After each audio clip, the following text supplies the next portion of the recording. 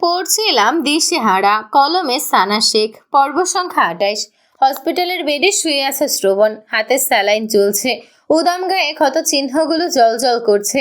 Helmet থাকায় মুখে বা মাথায় আঘাত লাগেনি। ডান পাশের পিঠ হাত পা ছিলে গেছে অনেকখানি করে। লরির নিচে ঢুকে গেলেও জানে বেঁচে গেছে এবার। সেরকম বড় কোনো ক্ষতি হয়নি। চাকার নিচে পড়লে খবর ছিল আজ। ভয়ে তো হাসানের শরীর কাঁপছিল। লরির নিচে মাঝখানে পড়েছিল, তাই এখনো আস্ত আছে। পেছনের বাইকের ছেলের হাত ভেঙে গেছে একটা। দুজনের বাইকেরই ক্ষতি হয়েছে। রাত 10টা বেজে গেছে। শ্রবণের স্যালাইন শেষ হতে আরও 5-7 মিনিট লাগবে। পরপর দুবার রিং বেজে কল কেটে যায়। ফোনে আবার রিং বেজে উঠতেই চোখ মিলে তাকায় শ্রবণ। হাসানের দিকে তাকিয়ে বলে, কে কল করেছে? হাসান ফোন হাতে নিয়ে স্ক্রিনে তাকিয়ে বলে, ডাইনের 2 নাম্বার বাচ্চা। হাসানের কথা শুনে বাকি 4 জন হো হো করে হেসে ওঠে। হাসান ওদের ধমক দিয়ে বলে, চুপ কর, এটা হসপিটাল। 4 জন চুপ হয়ে যায়। শ্রবণ হাত বাড়ায় ফোন হাতে নেওয়ার জন্য। হাসান ফোন দেয় শ্রবণের হাতে।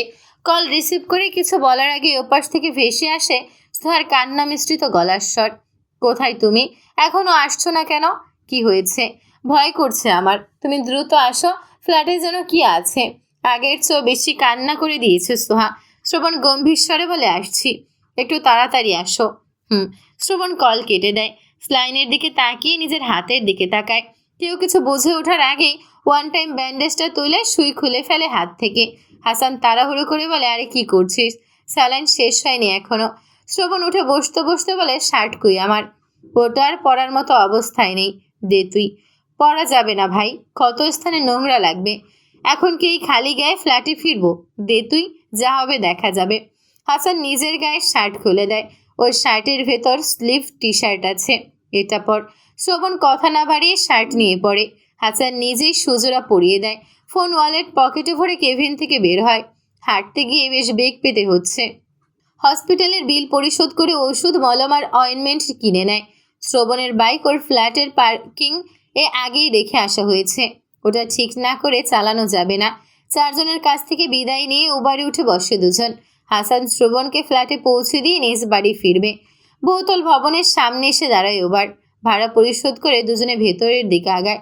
হাসান বলে, এখন তুই একা না, নিজের সঙ্গে একজনকে জড়িয়েছিস। নিজের কথা না ভাবলেও তার কথা ভাবিস।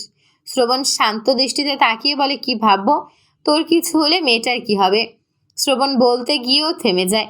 হাসান আবার বলে, আজকে যেভাবে লরির নিচে পড়েছিল, যদি কিছু হয়ে যেত? হয়নি তো। হয়নি হতে কতক্ষণ?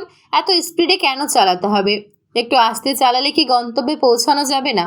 বাহ, স্পিডে বোধহয় আমি একাই চালাই, আর তুই পিঁপড়ার গতিতে চালাস, তাই না? দোষ আমার ছিল না, সেটা তুই জানিস। হাসান চুপ করে থাকে। এই ছেলেকে বুঝিয়ে লাভ নেই। ফ্ল্যাটের সামনে এসে দাঁড়ায় দুজন। দরজা খুলে ভেতরে প্রবেশ করে শ্রবণ। হাসানকে ভেতরে আসতে বললে আসে না। ওষুধের প্যাকেট শ্রবণের হাতে দিয়ে বলে, ভেতরে যাব না, ভালো থাকিস, আগামীকাল দেখা হচ্ছে, সাবধানে যাস। হাসান উল্টো ঘুরে লিফটের দিকে এগিয়ে যায়। শ্রবণ দরজা লাগিয়ে রুমের দিকে এগিয়ে আসে। রুমে এসে দেখে রোজকার মতো সব ব্ল্যাঙ্কেট দিয়ে আগাগোড়া ঢেকে বসে আছে। শ্রবণের উপস্থিতি টের পেয়ে মুখ তুলে তাকায় সোহা। শ্রবণকে দেখে ব্ল্যাঙ্কেট সরিয়ে বিছানা থেকে নেমে দাঁড়ায় দ্রুত। শ্রবণের গা ঘেঁষে দাঁড়িয়ে কান্নার ভয় জড়ানো গলায় বলে, আজকে এত রাত পর্যন্ত বাইরে ছিলে কেন? আমি কত ভয় পাচ্ছিলাম। কি হয়েছে? ডাইনিং টেবিলের ওখানে যেন কি আছে? কি আছে? সোহা কাঁদতে কাঁদতে দুদিকে মাথা নেড়ে বলে, জানি না আমি। শ্রবণ হাতে থাকা ওষুধের প্যাকেট বিছানার উপর রেখে বলে, আয় দেখি কি আছে। কোন বাঘ ভাল্লুক তোকে খেতে এসেছে? না, আমি যাব না ওখানে। কথা না বাড়িয়ে চুপচাপ আয়। সোহা হাত ধরে টেনে নিয়ে রুম থেকে বের হয় শ্রবণ। সোহা ভয়ে একদম শ্রবণের গা ঘেঁষে হাঁটতে থাকে সামনের দৃষ্টি রেখে। হেঁচকি তুলে কাঁদছে এখনো। শ্রবণ সোহার দিকে তাকায় একবার। একটা মানুষ এত ভয় কিভাবে পায়? ডাইনিং টেবিলের কাছে এগিয়ে এসে দাঁড়ায় দুজন। শ্রবণ আশেপাশে নজর বুলিয়ে বলে, কোথায় কি? এখানে তো কিছুই নেই। ছিল, আমি কাঁচ ভাঙার আওয়াজ শুনেছিলাম। শ্রবণ ফ্লোরে দৃষ্টি বোলায়। টেবিলের পাশেই একটা কাচের গ্লাস ভেঙে পড়ে আছে। সোহার নজরেও পড়ে ভাঙা গ্লাসটা। দেখেছ, গ্লাস ভেঙে পড়ে আছে। কিছু ছিল এখানে। বিড়াল টিড়াল হতে পারে। বিড়াল আসবে কিভাবে? জানালা দরজা তো সব লাগানোই ছিল। শ্রবণ চিন্তায় পড়ে। আসলেই তো বিড়াল আসার মতো কোনো রাস্তা নেই। গ্লাসটা ভাঙলো কিভাবে? ক্যামেরার দিকে তাকিয়ে বলে, রুমে চল। শ্রবণের সঙ্গে সঙ্গে রুমে চলে আসে সোহা। শ্রবণ ল্যাপটপ ওপেন করে। সোহার নজর পড়ে শ্রবণের ডান হাতের দিকে। এতক্ষণ তো খেয়ালই করেনি। ব্যান্ডেজ করা হাতটা উঁচু করে ধরে আতঙ্কিত হয়ে বলে, তোমার হাতে কি হয়েছে? শ্রবণ নিজের হাতের দিকে তাকিয়ে আবার ল্যাপটপের স্ক্রিনে তাকায়। অ্যাক্সিডেন্ট করেছিলাম। কিভাবে? লরির নিচে ঢুকে গিয়েছিলাম বাইক থেকে পড়ে। সোহার বুক কেঁপে ওঠে শ্রবণের কথা শুনে। লরির নিচে ঢুকে গিয়েছিল মানে কি? শ্রবণ আবার বলে, আজকে একটুর জন্য বিধবা হোসনি। আমি আজকে মরে গেলে আমার কাছ থেকে তো আজকে মুক্তি পেয়ে যেতি। তোর শ্বশুর আর মা খালাও বেঁচে যেত। এবারের দোয়া কাজে লাগেনি। নেক্সট টাইম দোয়া করলে ভালোভাবে করবি। শ্রবণের কথা শুনে সোহার চোখ জোড়া পানিতে টইটুম্বর হয়ে গেছে। গ্লাস ভাঙার আওয়াজ কখন পেয়েছিলে? সোহা চোখের পানি মুছে ধরা গলায় বলে, তোমাকে কল করার কিছুক্ষণ আগেই। শ্রবণ ক্যামেরার ভিডিও রেকর্ড বের করে বলে, এই দেখ, ওটা ইঁদুর ছিল। সোহা ল্যাপটপের স্ক্রিনে তাকায়। বড় একটা ইঁদুরের ধাক্কায় গ্লাসটা পড়ে গেছে। যেহেতু গ্লাসটা কর্নারে ছিল তাই একটু ধাক্কা লাগতেই পড়ে গেছে। শ্রবণ ল্যাপটপ বন্ধ করে দেয়। ডান হাতে ব্যান্ডেজ থাকলেও বাম হাত ঠিক আছে। গায়ের শার্ট খুলতেই সোহার চোখ জোড়া বড় বড় হয়ে যায়। মুহূর্তে চোখ জোড়া আবারও পানিতে টইটুম্বর হয়ে যায়। শ্রবণের ফর্সা পিঠে ডান পাশের চামড়া ছিলে বিভৎস দেখাচ্ছে। শিউরে ওঠে সোহার পুরো শরীর। ডুকরে কেঁদে উঠে পিঠের দিকে তাকিয়ে থাকে। শ্রবণ ঘুরে দাঁড়ায়। সোহার মুখের দিকে তাকায়। সোহা মুখ তুলে শ্রবণের মুখের দিকে তাকায়। মেদুর দুগাল বেয়ে ঝরঝর করে পানি গড়িয়ে পড়ছে। ঝাপসা চোখে ঝাপসা দেখছে শ্রবণের চেহারা। শ্রবণ বিরক্ত স্বরে বলে, আবার কি হয়েছে? কাঁদছিস কেন? সোহা কাঁদতে কাঁদতে বলে, তোমার পিঠ কেমন হয়ে গেছে? তো তোর কি? তোর তো হয়নি। অনেক ব্যথা করছে। না, টাওয়াল ভিজিয়ে নিয়ে আয়। সোহা কিছুক্ষণ শ্রবণের মুখের দিকে তাকিয়ে থেকে ওয়াশরুমে প্রবেশ করে টাওয়াল ভিজিয়ে নিয়ে আসার জন্য। শ্রবণ হাতের শার্টটা রেখে কাভার থেকে 2 কোয়ার্টার প্যান্ট বের করে শুকনো একটা টাওয়াল বের করে ড্রেসিং টেবিলের সামনে দাঁড়িয়ে নিজের পিঠের দিকে তাকায়। দেখে মনে হচ্ছে চুইয়ে চুইয়ে রক্ত পড়ছে। কেমন লাল লাল সাদা সাদা হয়ে আছে। বৃষ্টি দেখাচ্ছে।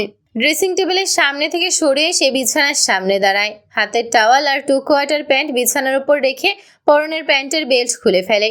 প্যান্ট খুলতে গেলে ঝামেলায় নিচু হতে পারছে না। পিঠে ব্যথা পাচ্ছে।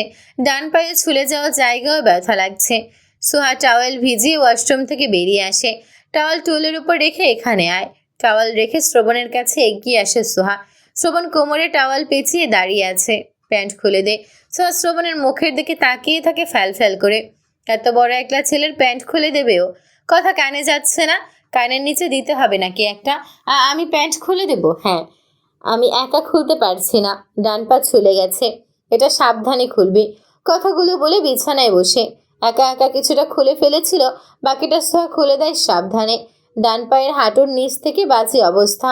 সোহার চোখ দুটো বেয়ে টপ টপ করে পানি গড়িয়ে পড়তে শুরু করে আবার। এত ব্যথা পেয়ে ওই ছেলে এত স্বাভাবিক আছে কিভাবে? ওর আঘাত দেখে তো সোহারই ভীষণ কষ্ট হচ্ছে। প্যান্ট পরিয়ে দে। সোহা মুখ তুলে তাকায়। শ্রবণ প্যান্টটা সোহার দিকে বাড়িয়ে দেয়। সোহা চোখের পানি মুছে প্যান্ট হাঁটুর উপর তুলে দেয়। বাকিটা শ্রবণ নিজেই তুলে নেয়। কোমরের শুকনো টাওয়াল খুলে এগিয়ে গিয়ে ভেজা টাওয়ালটা হাতে তুলে নেয়। ভেজা টাওয়াল দিয়ে মুখ, গলা, বুক আর পেট মুছে টাওয়াল সোহার হাতে ধরিয়ে দিয়ে বলে, পিঠ মুছে দে। যেখানে যেখানে রক্ত শুকিয়ে গেছে ওগুলো তুলে দিবি। সোহা সাবধানে ধীরে ধীরে পিঠ মুছে দেয়। শ্রবণ বাম পা দেখিয়ে দেয় মোছার জন্য। টাওয়াল ধুয়ে মেলে দিয়ে শ্রবণের সামনে এসে দাঁড়ায় আবার। সোহার চোখ মুখ দেখে মনে হচ্ছে ব্যথা শ্রবণ পায়নি, সোহা নিজেই পেয়েছে। চোখ জোড়া থেকে এখনো টুপটাপ পানি গড়িয়ে পড়ছে। খাবে না? হ্যাঁ। এখানে নিয়ে আসবো? না। শ্রবণ রুম থেকে বেরিয়ে যায়। ওর পিছন পিছন সোহাও বেরিয়ে আসে। শ্রবণের জন্য খাবার বেড়ে দিয়ে নিজেও খেতে বসে। শ্রবণ বাম হাতে চামচ তুলে নেয়। ডান হাত দিয়ে খাওয়ার উপায় নেই। পুরো হাতে ব্যান্ডেজ বাঁধা। চামচের সাহায্যে কোনো রকমে খায় অল্প। খেতে ইচ্ছে করছে না। শরীর গরম হয়ে উঠেছে। জ্বর আসবে বোধহয়। বসা থেকে উঠে রুমের দিকে আগায়। সোহা ভয়ে ভয়ে বলে, একটু দাঁড়াও। কলিজার মধ্যে এত কিশোর ভয়? এখানে বাঘ ভাল্লুক নেই যে তোকে ধরে খাবে। ভূত তো আছে। তোর মতো ডাইনির সামনে কোনো ভূতের খাওয়া আছে? সোহা বলে না কিছু। ওকে কোন অ্যাঙ্গেল থেকে ডাইনির মতো লাগে? খাওয়া শেষ করে দ্রুত সবকিছু গুছিয়ে ফ্রিজে তুলে রেখে শ্রবণের সঙ্গে রুমে প্রবেশ করে। শ্রবণ শুয়ে পড়ে বাম কাত হয়ে। কদিন বাম কাত আর উপর হয়ে ঘুমাতে হবে। ছাপড়ি কোথাকার। দেখলেই সামনে লরি, দেখছেই সামনে লরি। স্পিড কমাবে না? স্পিড তো কমাইনি, উল্টো আরেকজনের পেছনে মেরে দিয়েছে। ওকে তো আহত করেছেই, সঙ্গে ওর সাধের বাইকের 12টা বাজিয়ে দিয়েছে। ইচ্ছে তো করছে গিয়ে বাকি 3 হাত পা ভেঙে দিয়ে আসতে। সোহা শ্রবণের থেকে দূরত্ব বজায় রেখে শুয়ে পড়ে। এদিকে আয়। সোহা এগিয়ে আসে। আরও আয়, আমার কাছে আয়। সোহা একদম শ্রবণের কাছে চলে আসে। এদিকে ফের শ্রবণের দিকে ঘুরে শোয়। শ্রবণ সোহার গায়ের উপর ডান হাত পা তুলে দেয়। সোহা শ্রবণের বুকে মুখ গুজে ওর সঙ্গে মিশে গেছে। শ্রবণ বলে, ব্যথা দিলে খবর আছে তোর। সোহা বুকে থেকে মুখ তুলে তাকায়। ড্রিম লাইটের নীল আলো স্পষ্ট শ্রবণের চেহারা। মিনমিন করে বলে, ঘুমের মধ্যে ব্যথা লেগে যেতে পারে। আমি তো ঘুমের মধ্যে অনেক নড়াচড়া করি। আমাকে ছাড়ো, আমি দূরে ঘুমাই। তুই এখানে ঘুমাবি আমার কাছে। রাতে ব্যথা দিলে সকালে তোর মাজায় ব্যান্ডেজ থাকবে। নিজেই জোর করে নিজের কাছে রাখবে, আবার থ্রেটও দিচ্ছে ব্যথা দেবে বলে। অদ্ভুত মানুষ। একটা মানুষ এত অদ্ভুত কিভাবে হয়? পুনরায় শ্রবণের উন্মুক্ত বুকে মুখ গুজে দেয় সোহা। শ্রবণের পরনে শুধু 2 কোয়ার্টার প্যান্ট, টি শার্ট পরেনি পিঠের ক্ষতের জন্য। ভোরে শ্রবণের ডাকে সোহার ঘুম ভাঙে। শুয়ে থেকেই চোখ মেলে তাকানোর চেষ্টা করে বলে, বলো, ওঠ, লাইট অন কর। সোহা শ্রবণের হাত পা সাবধানে সরিয়ে দিয়ে সোয়া থেকে উঠে বসে। ঘুমে চোখ মেলে তাকাতে ইচ্ছে করছে না। আরও কিছুক্ষণ ঘুমোতে পারলে ভালো লাগতো। বিছানা ছেড়ে নেমে লাইট অন করে। শ্রবণের দিকে তাকাতেই শ্রবণ বলে, ওষুধের প্যাকেটটা নিয়ে আয়। সোহা প্যাকেটটা নিয়ে আসে। শ্রবণ খুলে ভেতর থেকে একটা অয়েনমেন্ট বের করে সোহার দিকে বাড়িয়ে দিয়ে বলে, ছিলে যাওয়া জায়গাগুলোতে দিয়ে দে। সোহা শ্রবণের পাশে উঠে বসে বিছানায়। শ্রবণ উপর হয়ে শয়। ক্ষত স্থান শুকিয়ে টান লাগছে এখন। নড়াচড়া করলেই বোধ হয় চামড়া ফেটে রক্ত বেরিয়ে আসবে এমন মনে হচ্ছে। ব্যথাও করছে ভীষণ।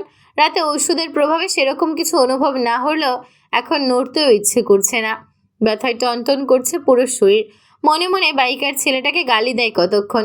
পিঠ হাত পায়ের সব স্থানে অয়েনমেন্ট লাগিয়ে দেয় সোহা। অয়েনমেন্ট লাগানোর পর এখন টান লাগছে কম।